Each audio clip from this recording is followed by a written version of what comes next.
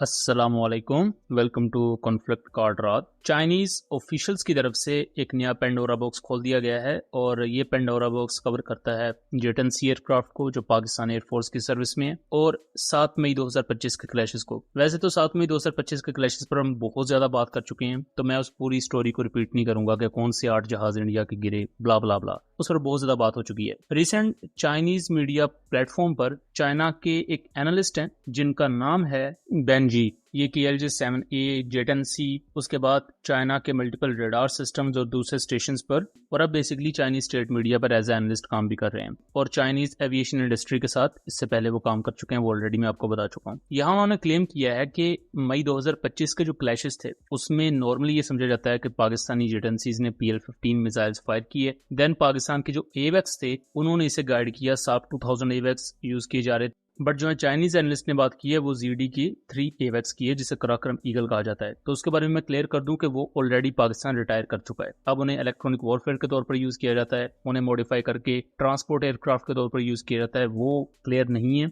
But जो as a एवेक्स उनका role था उसे पाकिस्तान एयरफोर्स ने खत्म कर दिया। अब पाकिस्तान के पास जो एवेक्स हैं वो साफ 2000 ER वेरिएंट है, एक्सटेंडेड रेंज वेरिएंट। तो चाइनीज एनालिस्ट का ये क्लेम है कि यहाँ सिर्फ एवेक्स को यूज नहीं किया गया बल्कि जेट एंड सी ने अपने नोजकोन रेडार को यूज करते हुए टारगेट्स को खुद ट्रैक भी किया, फिर उनको इंटरसेप्ट भी किया, और ये तमाम चीजें करते हुए जेट एंड सी खुद ट्रैक नहीं हो सके। बेसिकली जब आपका रेडार ऑन होता है और आप मैक्सिमम इनपुट दे रहे होते हैं और मैक्सिमम रेंज पर स्कैन करने की कोशिश कर रहे होते हैं तो रेडार रेडियो वेव्स को खर्च करता है और उन्हीं रेडियो वेव्स को डिटेक्ट कर सकता है आपका मुखालिफ एयरक्राफ्ट या मुखालिफ एवेक्स, और आपका रेडार ऑन होने से भी आप जल्दी डिटेक्ट हो सकते हैं। तो रेडार का जहां फायदा है वहां उसका ये एक नुकसान या वीकनेस भी है। इसी वजह से अक्सर औकात ये भी देखा होगा कि फॉर्मेशन में लेट्स सपोज 4 एयरक्राफ्ट फ्लाई कर रहे हों तो उनमें से एक एयरक्राफ्ट अपना रेडार ऑन रखता है, बाकी ऑफ कर देते हैं, और जिसका रेडार ऑन होता है वो डेटा लिंक सिस्टम के थ्रू सारा डाटा ऑफ रेडार वाले जहाजों को दिखा रहा होता है। तो बहरहाल चाइनीज एनालिस्ट के मुताबिक जेट एंड सी में KLJ-7A active electronically scanned array radar use हो रहा है और इसने 200 किलोमीटर की रेंज पर अपने टारगेट्स को इजीली ट्रैक कर लिया था, और KLJ-7 में gallium nitride based TR modules use होते हैं। और इसके साथ साथ चाइनीज एनालिस्ट ये भी क्लेम करते हैं कि KLJ-7 ने उस वक्त लो प्रोबेबिलिटी ऑफ इंटरसेप्ट मोड में जाके इंडियन रफाल SU-30s MiG-29 को ट्रैक किया, लेटर ऑन उन्हें फायर करने के लिए PL-15 मिसाइल्स फायर किए। अब यहाँ 2-3 आम चीजें हैं। पहली चीज तो ये है कि KLJ-7A active electronically scanned array radar GF-17 thunder block 3 में यूज होता है, ना कि जेट एंड सी में। अगर आप इस पिक्चर को भी देखें तो जेट एंड सी का रेडार डिफरेंट है और जो दूसरा रेडार आपको नजर आ रहा है ये KLJ-7A active electronically scanned array based radar है जो GF-17 में यूज होता है।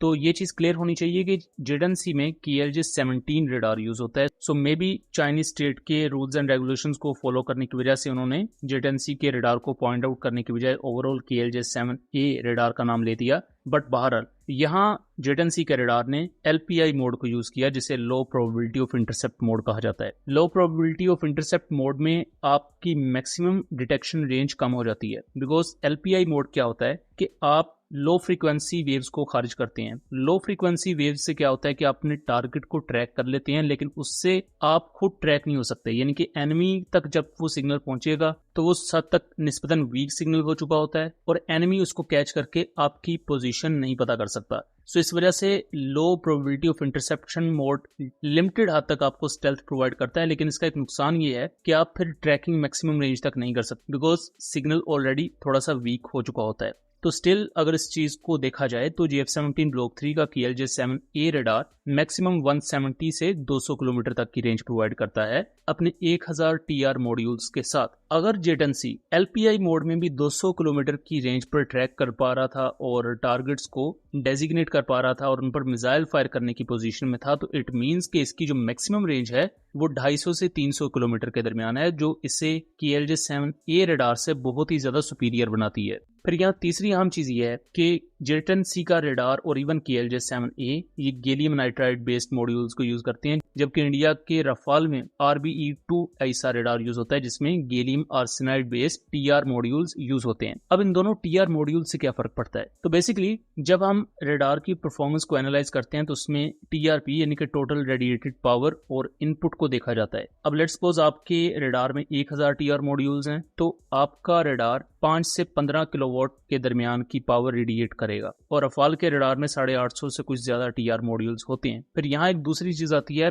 Power added efficiency, PAE। Power added efficiency का मतलब ये होता है कि रेडार जितनी पावर रेडिएट कर रहा है या जितनी पावर यूज कर रहा है उसका कितना परसेंट वो ट्रैकिंग में लगा रहा है और कितना परसेंट हीट के थ्रू खारिज हो रहा है या हीट के थ्रू वो जाया हो रही होती है एनर्जी। बिकॉज जो ऐसा रेडार होते हैं ये बहुत जल्दी ओवरहीट होते हैं और इसीलिए इनके साथ स्पेशलाइज्ड लिक्विड कूलिंग सिस्टम भी दिया जाता है। अदरवाइज एक्टिव इलेक्ट्रॉनिकली स्कैन्ड अरे रेडार कुछ ही मिनटों में ओवरहीट होकर खराब हो जाएंगे। तो जो गैलियम आर्सेनाइड बेस्ड ऐसा रेडार है इनकी पावर एडिड एफिशिएंसी कम होती है तकरीबन 35%, यानी कि ये 35% अपनी टोटल पावर जो ये जनरेट करते हैं उनमें से 35% ये ट्रैकिंग में और अपने ऑपरेशनल कामों में लगाते हैं। बाकी जो 60 to 65% पावर होती है वो हीट में कन्वर्ट होके जाया हो जाती है। और जो गैलियम नाइट्राइड बेस्ड ऐसा मॉड्यूल्स होते हैं उनकी पावर एडिड एफिशिएंसी अच्छी होती है, यानी कि GAN बेस्ड मॉड्यूल्स की पावर एडिड एफिशिएंसी 45 से 65% के दरमियान होती है। तो यहाँ एनर्जी वेस्टेज कम रहता है। तो इस वजह से गैलियम नाइट्राइड बेस्ड रेडार आपको सेम TR मॉड्यूल्स में ज्यादा रेंज प्रोवाइड करके दे सकते हैं। इनकी एरर प्रोबेबिलिटी भी कम होती है, इनकी रेजोल्यूशन भी ज्यादा होती है, बिकॉज सिर्फ रेंज मैटर नहीं करती। Let's suppose 2 aircraft close formation में आ रहे हैं और एक ऐसा रेडार की रेंज है 200 किलोमीटर। अब मैक्सिमम रेंज पर जब वो दूर से देखेगा अगर तो उसकी रेजोल्यूशन अच्छी होगी तो वो दोनों एयरक्राफ्ट को सेपरेट दिखाएगा, लेकिन चूंकि दोनों एयरक्राफ्ट क्लोज फॉर्मेशन में उड़े हैं तो अगर रेडार की रेजोल्यूशन कम होगी तो वहां चांसेस हैं कि वो दोनों फॉर्मेशन वाले फाइटर जेट्स को एक डॉट की सूरत में दिखा दे। सो यहाँ रेजोल्यूशन बहुत मैटर करती है और ये तमाम चीजें पावर एडिड एफिशिएंसी पर डिपेंडेंट होती हैं कि आपका रेडार कितना ज्यादा एफिशिएंट है, वो कितनी पावर ऑपरेशनल कामों में लगा रहा है और कितनी पावर वो हीट की सूरत में जाया कर रहा है। तो उस लिहाज से अगर आप इस चाइनीज एनालिस्ट का एनालिसिस सुने, इवन दो कि इसमें बातें उसने बहुत सी कंसील करके बताई हैं, कुछ चीजों को उसने जानबूझ के कवर भी किया है, यानी कि उसने जेटन सी के रेडार का एग्जैक्ट नाम लेने के बजाय उसे KLJ-7A ही कह दिया है। बट स्टिल इस तमाम इन्फॉर्मेशन को अगर आप डिकोड करें तो इंडिया ने पिछले कई सालों से जो रोला रप्पा डाला हुआ था कि भाई हमारे रफाल का रेडार कई दर्जा सुपीरियर है और ट्विन इंजन होने की वजह से उसे बहुत ज्यादा इनपुट भी मिलेगी, ये बात ठीक है, लेकिन गैलियम आर्सेनाइड बेस्ड ऐसा रेडार होने की वजह से उसकी पावर एडिड एफिशिएंसी कम है, अल्टीमेटली रेंज कम रहेगी। दूसरी तरफ जो जेटन सी का रेडार है इसमें इंजन की तरफ से इससे पूरी इनपुट मिलती है। इवन जेटन सी का इंजन F-16 के प्रैट एंड विटनी के इंजन से ज्यादा थ्रस्ट प्रोवाइड करता है। तो यहाँ जेटन सी का रेडार अपने पूरे पोटेंशियल पर काम करता है। जब बात आती है थंडर ब्लॉक 3 की, वहां इशू ये आता है कि रेडार बहुत अच्छा है लेकिन चूंकि लाइट कॉम्बैट एयरक्राफ्ट है F-17 और इंजन इतनी ज्यादा पावर जनरेट नहीं करता, बिकॉज एक ही टाइम पर आपके इलेक्ट्रॉनिक वॉरफेयर सिस्टम भी ऑन बोर्ड है और रेडार भी, और ये दोनों चीजें बहुत ज्यादा पावर कंज्यूम करती हैं। सो इस वजह से थंडर के रेडार की रेंज 170 से 200 किलोमीटर तक ही देखने को मिलती है हमें, जो ऑपरेशनल रेंज है। बहरहाल ये वो तमाम चीजें थी, ये वो तमाम कुछ नई डिटेल्स थी जो चाइना की तरफ से अनवील की गई मई 2025 के क्लैशेस में, और यहाँ आपको जेटन सी का ट्रू पोटेंशियल भी देखने को मिलेगा, क्योंकि अक्सर औकात हमारे मुल्क में भी इस चीज को कंसीडर किया जाता है कि जेटन सी शायद अपने वेस्टर्न काउंटर पार्ट्स के मुकाबले में कोई कंपेटेबल एयरक्राफ्ट नहीं है या अभी भी उनसे कुछ दर्जा नीचे है। तो मेरे ख्याल से इस रेडार के बारे में जो इन्फॉर्मेशन मैंने आपको प्रोवाइड की है उसे जान के ही आपको अंदाजा हो जाएगा कि जेटन सी कितना कैपेबल है और किस तरह इसने रफाल को धूल चटाई। सो दोस्तों ये था एक एनालिसिस, उम्मीद करता हूँ चीजें क्लियर रही होंगी। वीडियो पसंद आई हो तो इसे ज्यादा से ज्यादा शेयर कीजिएगा ताकि इस तरह की मजीद इन्फॉर्मेटिव वीडियोस हम आपके लिए लेकर आ सकें। मिलेंगे अगली वीडियो में, तब तक के लिए अल्लाह हाफिज।